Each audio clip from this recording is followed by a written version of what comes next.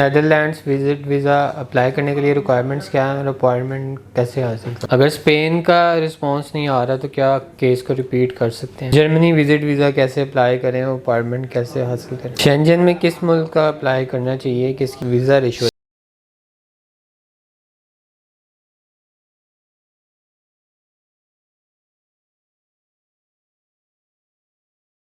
बिस्मिल्लाहिर्रहमानिर्रहीम व तुइज़्ज़ु मन तशा व तुज़िल्लु मन तशा। अस्सलाम वालेकुम। उम्मीद करता हूँ सब देखने वाले खैर खैरियत से होंगे।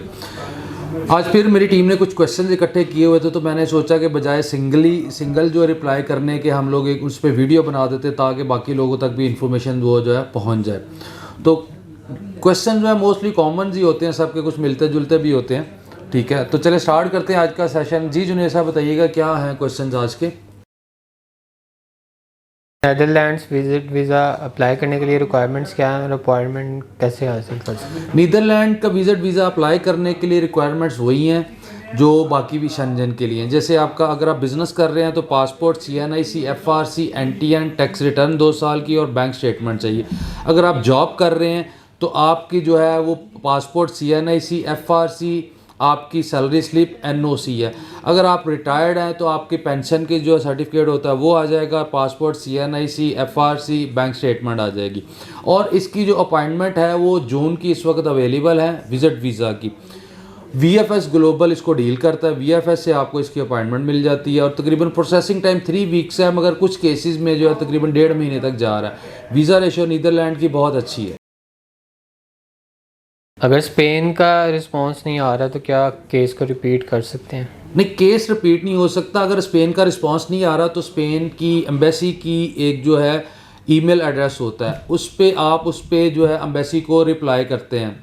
उस पर आप उनसे क्यूरी करते हैं कि हमारे केस को इतना डेज हो चुके हैं, आप हमें इस पर कोई डिसीजन दे, जो भी आपका डिसीजन है। तो उसमें आप फॉलो अप करते हैं। वो हर दफ़ा ये ज़रूरी नहीं कि आप एक दफ़ा ईमेल करें तो उसी वक्त जवाब आ जाता है। हो सकता है कंटिन्यूसली 1-2 दिन या 4 दिन या 6 दफ़ा आप ईमेल करें तो फिर उस पर जवाब आ जाता होता है।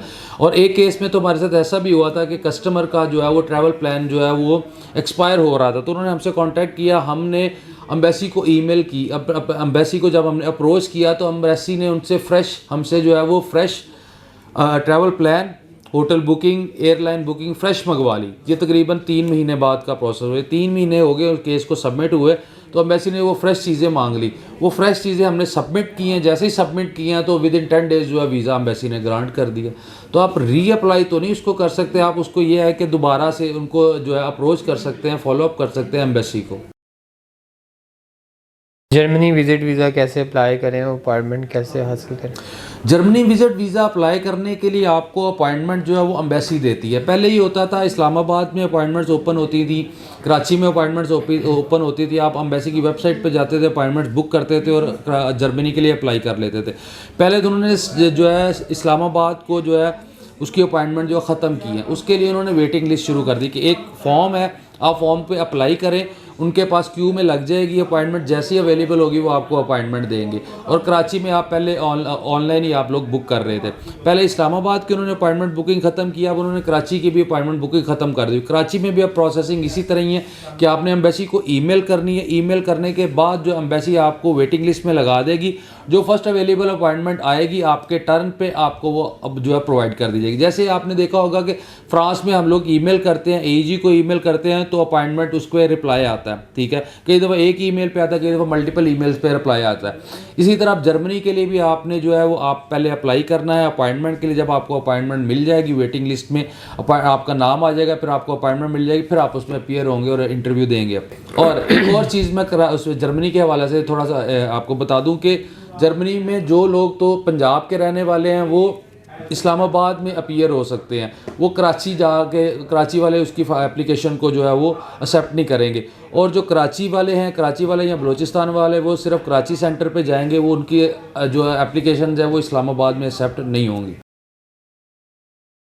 शेंजन में किस मुल्क का अप्लाई करना चाहिए, किसकी वीज़ा रेशो? शेंजन कंट्री में चंद कंट्रीज़ हैं जो वीज़ाज़ देते हैं, जैसे जर्मनी है, फ्रांस है, फैमिली के साथ वीज़ा रेशो बहुत अच्छी है, स्पेन है, नीदरलैंड है और ऑस्ट्रिया। ऑस्ट्रिया उसको वीज़ा देता है जिसने ऑलरेडी शेंजन को विज़िट किया हो। ये 4-5 कंट्रीज़ हैं जिनकी वीज़ा पॉलिसी अच्छी है और जो वीज़ा ग्रांट करते हैं। बाकी जो कंट्रीज़ हैं उनकी जो है काफ़ी टफ़ है वीज़ा पॉलिसी। पाकिस्तानियों के लिए, और वीज़ा उसका हासिल करना काफ़ी जो है वो मुश्किल है। तो जर्मनी के हवाले से अगर हम बात करते हैं तो जर्मनी की अभी अपॉइंटमेंट की अवेलेबिलिटी का इशू है कि आपने ईमेल करनी है तो आपको अपॉइंटमेंट जो है वो वेटिंग लिस्ट में लगा देंगे, जब अपॉइंटमेंट अवेलेबल होगी आपको अपॉइंटमेंट मिल जाएगी। फ्रांस के लिए आप ईमेल करें, आपको एक वीक या 2 वीक्स के अंदर रिप्लाई आ रहा है और आप फ्रांस को फैमिली के साथ अप्लाई कर सकते हैं, ठीक है। इवन कि अगर आप फैमिली के साथ ट्रैवल नहीं भी करना चाह रहे तो ना करें, मगर अप्लाई कर लें। आप हस्बैंड वाइफ अप्लाई कर लें या हस्बैंड वाइफ और किड अप्लाई कर लें। अगर आप फैमिली का ट्रैवल कराना चाह रहे हैं करवा लें, अदरवाइज़ आप अकेले भी ट्रैवल कर सकते हैं। फ्रांस की वीज़ा रेशो बहुत अच्छी चल रही है। स्पेन की वीज़ा रेशो, स्पेन का थोड़ा टाइम ज़्यादा ज़रूर है, प्रोसेसिंग टाइम तकरीबन उनकी वेबसाइट पे जो आ रहा है 45 डेज़ है, मगर कुछ केसेस में जो 3 मंथ्स और 4 मंथ्स भी ले रहा है।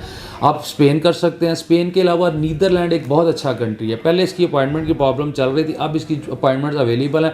जून के मंथ की अवेलेबल है। तकरीबन 3 वीक्स इसका प्रोसेसिंग टाइम है, मगर कुछ केसेस में जो है वो थोड़ा सा इससे ज़्यादा भी हो जाता है।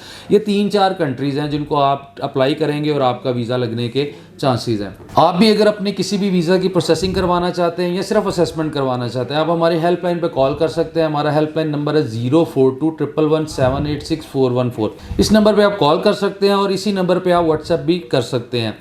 जो लोग विज़िट कर सकते हैं वो विज़िट कर लें, जो व्हाट्सएप करना चाहते हैं हमारे इसी नंबर पे अपने डॉक्यूमेंट व्हाट्सएप कर दें। आपके डॉक्यूमेंट्स को मेरी टीम मुझसे सजेशन लेके आपको गाइड कर देगी कौन सी कंट्री के लिए आपको अप्लाई करना चाहिए। हमारे 3 ऑफिसेज हैं। एक ऑफिस लाहौर में है, गोहर सेंटर वहादत रोड मुस्लिम टाउन मोड़ पे। एक कराची में ख़ियाबान जामी DHA फेज़ 2 एक्सटेंशन में है। एक ऑफिस इस्लामाबाद में G11 मरकज़ अलगफ़ार मॉल में है।